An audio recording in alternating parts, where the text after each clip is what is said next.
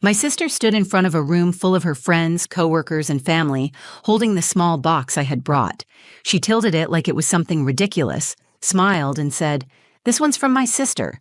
She can't even afford diapers, but hey, let's see what she managed." People laughed. My mother laughed the loudest.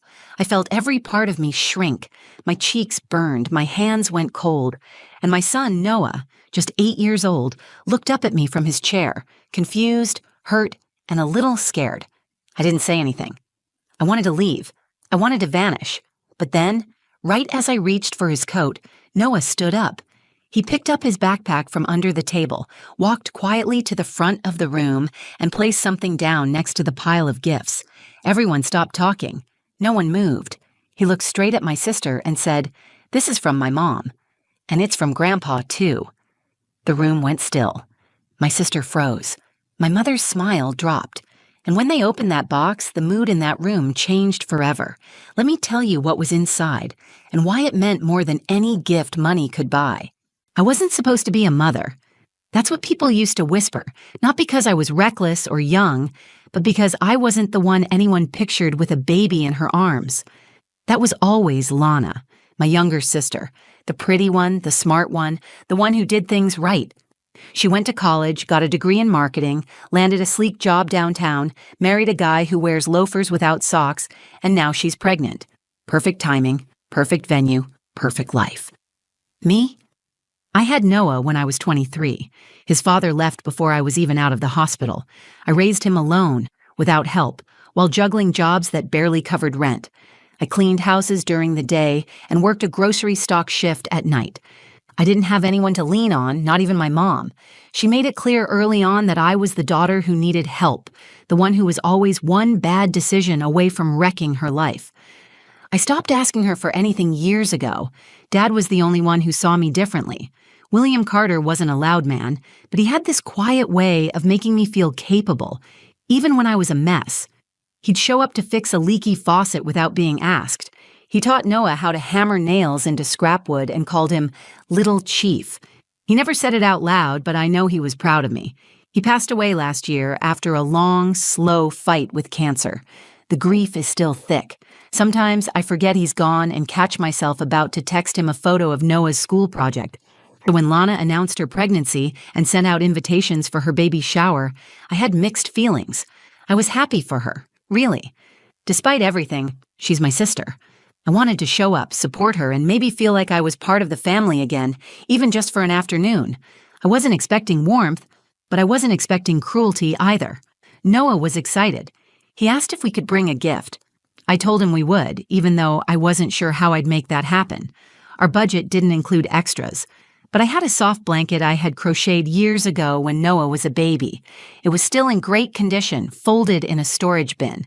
I washed it, wrapped it neatly, and added a handwritten note. It wasn't store-bought, but it was from the heart. I hoped she'd see that. The day of the baby shower, I put on my best jeans and a clean blouse. Noah wore his button-down shirt and khakis. We took the bus. The shower was held at a fancy event hall outside the city. Glass walls, floral centerpieces, catered brunch. Everything screamed money. When we walked in, people barely glanced at us. Lana was glowing in her designer dress. She was surrounded by tall women in heels, laughing over mimosas. I spotted my mom near the food table. She waved us over but didn't hug me. Just a tight smile and a glance at our small gift bag. "Oh, how sweet," she said flatly. Noah hugged her and she ruffled his hair before turning back to a conversation with one of Lana's friends. We sat at a side table. I poured Noah some punch and tried not to notice how no one joined us. I reminded myself we weren't there for anyone else. We were there for Lana. Eventually, Lana stood up to open presents. People clapped and oohed at every fancy bottle, warmer, and luxury diaper bag. When she got to our box, I saw her glance at the tag. Her lips curled into a half smile I recognized too well. She held the box in one hand like it weighed nothing and said, "This one's from my sister. She can't even afford diapers, but let's see what she managed." It hit like a slap. I froze. There were laughs. My mother was one of them. I felt a rush of heat crawl up my neck. Noah was staring at me. I didn't want him to see me cry, so I just smiled at him and said, "It's okay, sweetheart. Let's get ready to go." But Noah didn't move. He just kept staring at the front of the room. Then I watched him reach down and pull something out of his backpack. At the time, I didn't think much of it. I figured it was a drawing or a toy. I didn't know what he was planning. I didn't know that he had been holding on to something I didn't even realize we still had. And I certainly didn't know that my son, 8 years old and barely tall enough to reach the gift table, was about to change everything. Noah stood up from his chair with a quiet determination I didn't recognize. He reached into his backpack and pulled out a small box wrapped in plain brown paper. It looked nothing like the shiny, glittery gifts stacked around the room. I called his name under my breath, but he didn't even glance back. He just walked, steady and straight, toward the front. People started noticing. Conversations dropped into murmurs, then into silence. Lana paused mid-laugh as she turned and saw him. My mother tilted her head with a confused smile, the kind people give kids when they're not sure what they're about to do. Noah stepped right up to the gift table, looked at Lana, and said clearly, "This is from my mom. And it's from Grandpa, too." His voice wasn't loud, but it carried. I saw shoulders straighten and heads turn. Lana's mouth opened slightly like she was going to respond, but nothing came out. I stood up too. I wanted to walk to him, take his hand, explain whatever this was so no one could turn it into another joke. But something told me to wait. Lana looked down at the box. It was small, barely big enough to hold a pair of socks. The wrapping was uneven, clearly done by a child. Still, she reached for it. As she pulled off the paper, the quiet deepened. Inside was a folded piece of stationery and an old silver rattle. Tarnished, worn, but beautiful. The kind of thing you don't see in stores anymore. Lana held it up, confused, then looked at the letter. My mother leaned in to read over her shoulder. I could see her eyebrows lift as she scanned the page. The letter was written in my father's handwriting. That hit me in the chest like a hammer. I hadn't seen that rattle since we packed up Dad's things after the funeral. I thought it had gone into storage or maybe even been donated. I had no idea Noah had kept it, and I definitely didn't know about the letter. My mom took the paper from Lana's hands and began reading it out loud. "To my next grandchild," she read. Her voice cracked on the word next. People shifted in their seats. Some of Lana's friends were now leaning forward, their laughter replaced by stillness. "I may not be around to meet you, but I wanted to give you something. This rattle has been in our family for 3 generations. I gave it to my daughter, Celine, when she had her son. Now it's yours." I watched as Lana's hands slowly lowered. She was staring at the rattle again. My mother continued reading. "Family isn't about who has the biggest house or the most money. It's about who shows up, who sacrifices, who forgives. I hope when you grow up you treat people with kindness, no matter what they have or don't have. You'll learn soon enough, gifts come in many forms." By the time she finished, you could hear the air conditioning humming through the ceiling. That's how quiet the room had become. Lana was pale. Her fingers curled tightly around the letter. My mother didn't look at me, but I saw the way she blinked, fast and sharp as if trying to hold something in. Noah turned to look at me. I smiled, but I was still frozen. My throat was tight and my hands trembled. I had brought a recycled blanket to a baby shower full of money, but my son brought something no one could match. Our history, our heart, our truth. I didn't know what to do next. Apologize? Take him and leave? But before I could move, Lana did something I didn't expect. She stepped around the table and walked over to Noah. Then, in front of everyone, she knelt and hugged him. Not a polite pat, not a performance. A real hug. One that held on. "Thank you," she said softly. "I didn't know he left something like this. I didn't know."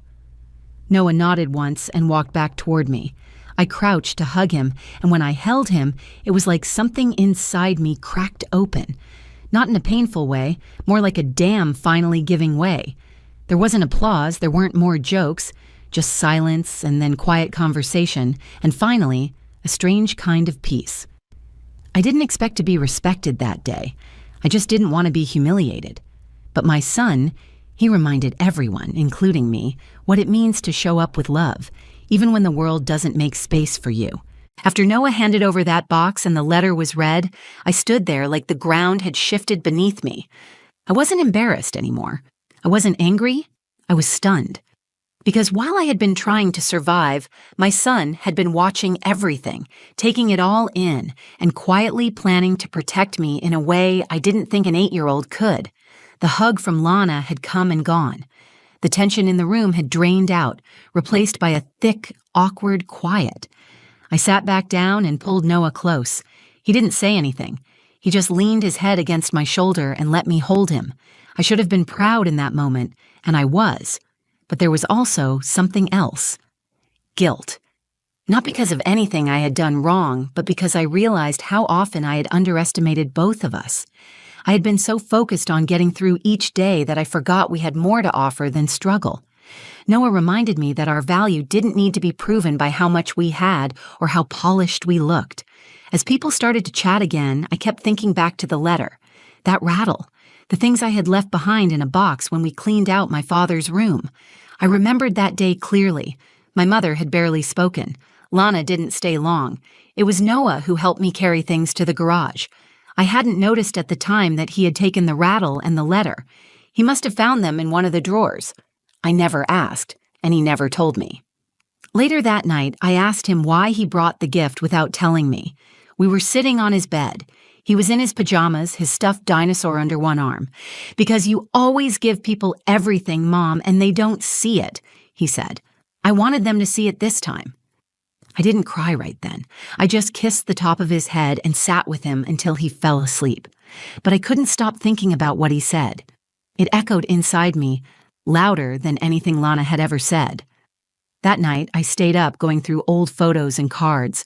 I found more letters from my dad, scribbled notes in the margins of newspaper clippings, doodles he'd left in the corners of envelopes. He'd written my name more times than I could count.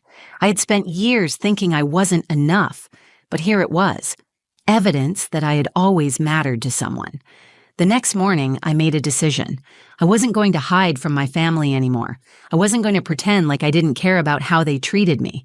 I was going to show up differently for myself and for Noah. I called my mom that afternoon. She answered with her usual clipped voice. "I wanted to say thank you," I told her, "for reading the letter." She was quiet. Then she said, "I didn't know he wrote that." I didn't either. But he did, and Noah saved it. There was another pause. Then, softly, she said, "He's a good boy." "He is, and I'm doing my best to raise him right." "I know," she said, and that was the first time in years I believed she meant it. I didn't expect a complete change overnight. I didn't expect her to suddenly become the kind of mother who hugs and says sorry, but I knew something had shifted. She heard my father's words as clearly as I did. And maybe for the first time, she saw me the way he always had. Lana texted me later that week. She said she'd kept the letter and the rattle on the baby's dresser. She thanked me again, said she wanted her child to know about our father. I didn't press for more. That was enough. But more than anything, I felt different. I stood taller. I looked people in the eye again. And not because anyone else had given me permission, but because my son had. He reminded me who I was, what I came from, and that the love we carry, even when it's quiet and hidden in plain brown paper, has a weight that no one can laugh away. I didn't expect to hear from Lana again so soon, but just a few days after the baby shower, she asked if I could come over. She said she wanted to talk.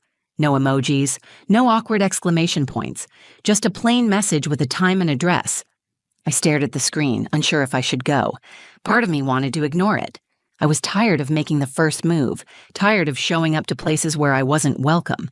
But this time, it felt different. Not like a demand, but an invitation. So I said yes. I brought Noah with me.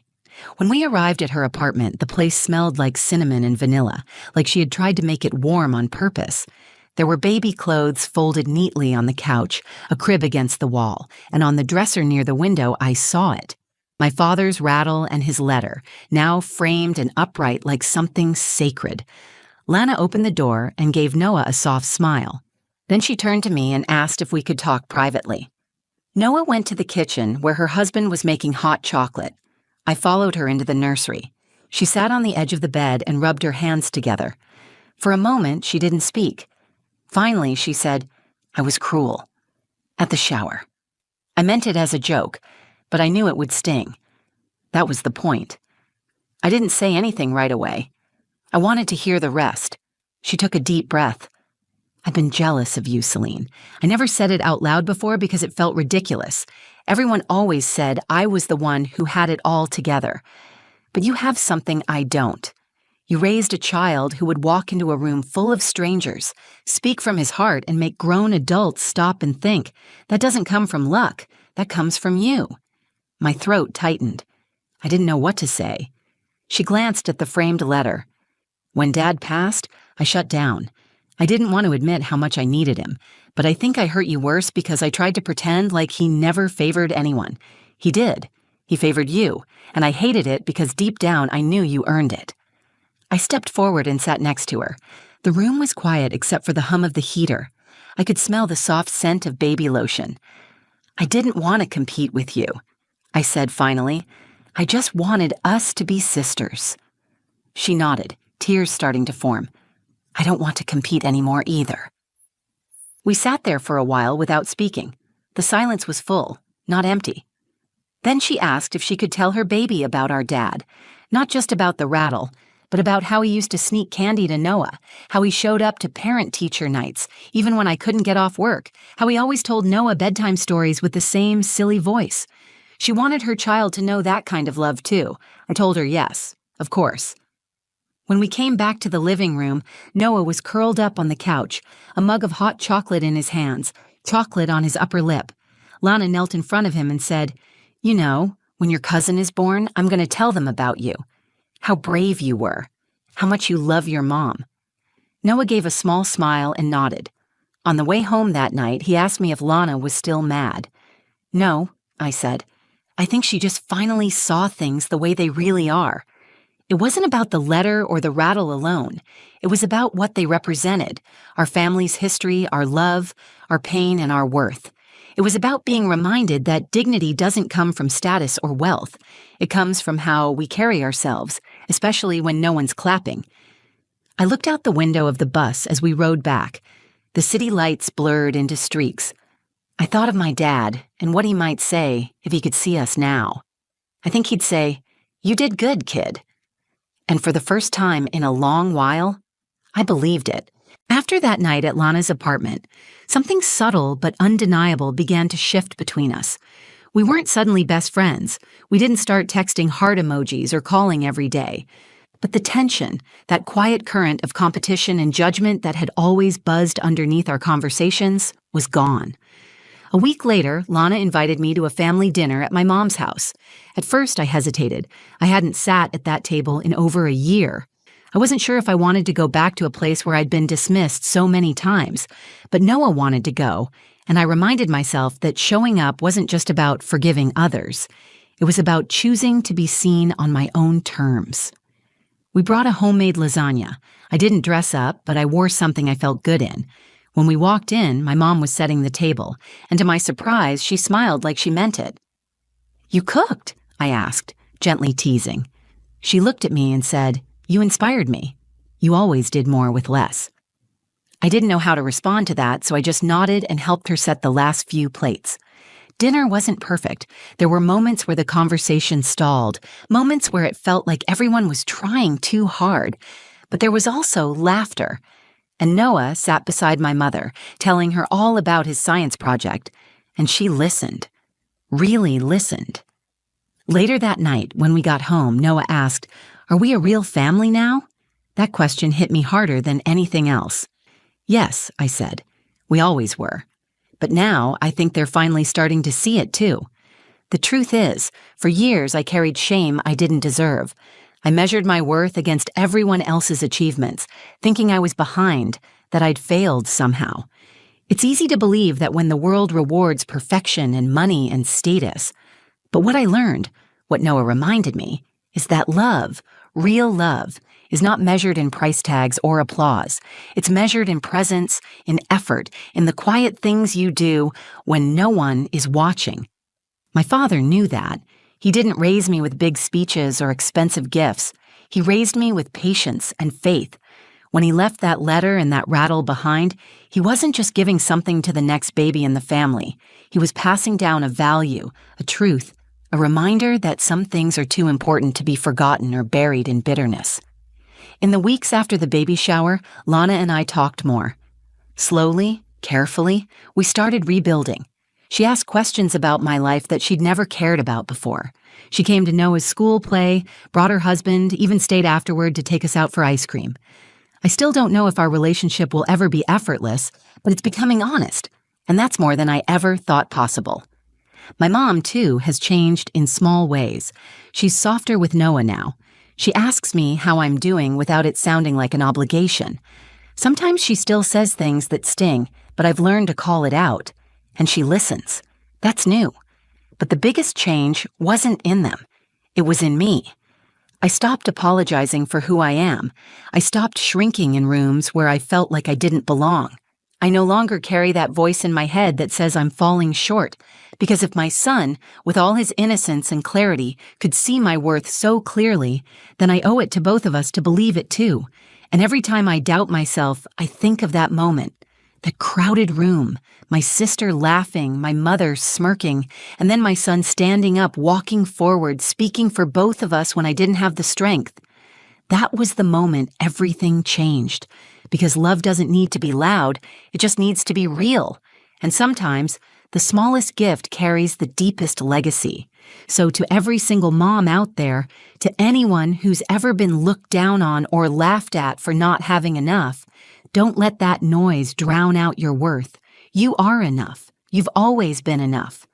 And sometimes it takes a child's voice to remind the world just how powerful love really is. If this story moved you, if you've ever felt overlooked or underestimated, or if you've ever had someone in your corner when no one else believed in you, take a second to like this video. Share it with someone who needs a reminder that quiet strength and real love matter more than anything. I'd love to hear your thoughts. Have you ever had a moment where someone stood up for you when you couldn't? Drop a comment below. I read everyone, and your stories matter here. And if you want more true stories that dig deep into what makes us human, family, forgiveness, growth, make sure you subscribe to the channel and turn on notifications so you don't miss the next one. Thank you for being here. You are seen and you are valued. Until next time.